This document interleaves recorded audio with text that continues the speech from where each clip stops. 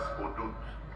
Des sanctions concrètes et immédiates doivent être adoptées pour mettre fin à cette agression et prévenir une escalade régionale. Mais ces engagements ne suffisent pas. Nous attendons de la communauté internationale bien plus qu'un discours de solidarité. Ce dont la République démocratique du Congo a besoin de la part de ceux qui se considèrent comme ses amis, ce sont des actions décisives, d'un soutien concret et d'un engagement ferme pour répondre aux défis sécuritaires, économiques et humanitaires auxquels nous faisons face. La République démocratique du Congo ne demande pas de l'aide.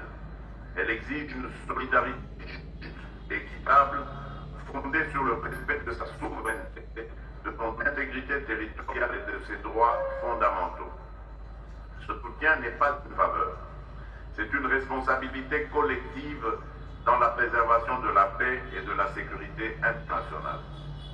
La communauté internationale a maintenant transformé ces déclarations en actions tangibles et dissuasives.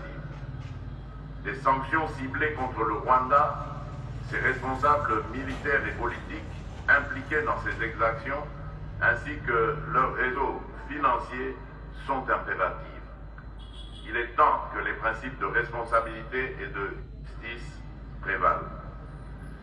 Le gouvernement de la République démocratique du Congo, pour sa part, reste résolu à défendre l'intégrité de notre territoire et à protéger nos concitoyens contre toute forme d'agression. Nous continuons à renforcer les capacités opérationnelles de nos forces armées pour éradiquer tous les groupes armés responsables de ces violences. Toutefois, notre détermination à ramener la paix et la stabilité dans l'est de notre pays ne se limite pas aux mesures militaires ou aux initiatives de développement. Nous sommes convaincus que la lutte contre les conflits armés passe également par une stratégie intégrée de développement, de justice sociale inclusive.